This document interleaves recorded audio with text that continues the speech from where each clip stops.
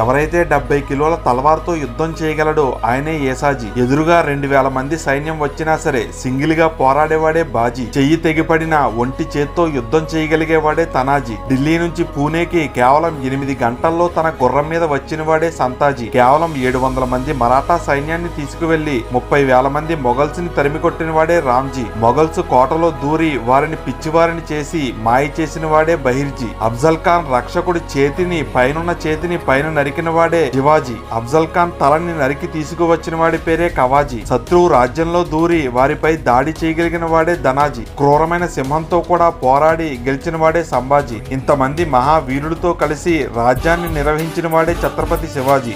ఈ 10 మంది మహావీరులు మొఘల్ సామ్రాజ్యాన్ని చాలా వరకు అంతమొందించారు. ఈ 10 మంది మరాఠా వీరుల గురించి తెలుసుకోవాలంటే కామెంట్ చేసి ఛానల్ ని సబ్స్క్రైబ్ చేసుకోండి. ఈ వీడియోకి 50K లైక్స్ వస్తే ఈ వీడియోలో ఉన్న ఒక్కొక్క వీరుడి గురించి ఒక్కొక్క వీడియో చేస్తాం.